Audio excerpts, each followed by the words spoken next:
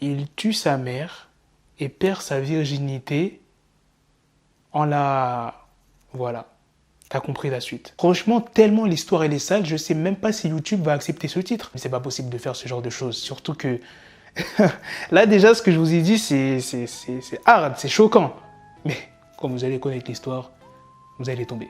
Tu es obligé de tomber. Encore une fois, je pensais que j'avais tout vu sur Internet, mais non, loin de là. C'est une histoire qui n'a pas eu lieu récemment, ça date de plusieurs années, mais je suis obligé d'en parler parce que c'est vraiment quelque chose de choquant. Donc sans plus tarder, let's go pour les news.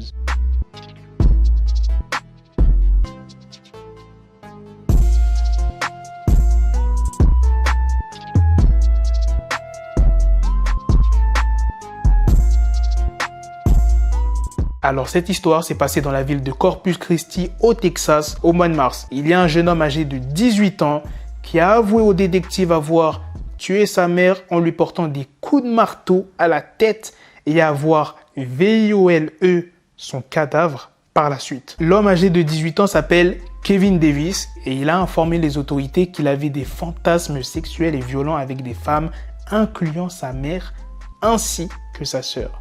Ce n'est pas fini, écoutez bien la suite. L'un des enquêteurs lui demande « Si je devais vous demander ce qu'elle a fait pour mériter cela, que répondriez-vous » Et Kevin Davis a répondu « Absolument rien. Je suis juste une personne terrible et dégoûtante. » Kevin Davis a même dit qu'il avait la meilleure mère et qu'elle ne méritait pas de mourir. Comment il a tué sa mère? Eh bien, Kevin Davis aurait d'abord essayé de l'étrangler avec le câble d'une manette de console, mais quand il a vu que ça ne marchait pas, il s'est emparé d'un marteau et il lui a donné plusieurs coups sur la tête jusqu'à ce qu'elle décède. Et par la suite, comme je vous l'ai dit tout à l'heure, il a violé le cadavre de sa mère. Là, ce que tu viens d'entendre, c'est horrible, c'est choquant, c'est tout ce que tu veux.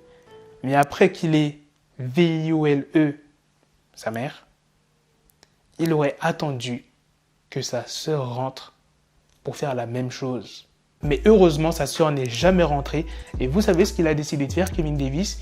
Il est parti chez les voisins et il a contacté la police. Franchement, quel toupet! Lors du procès, Kevin Davis, il a plaidé non coupable.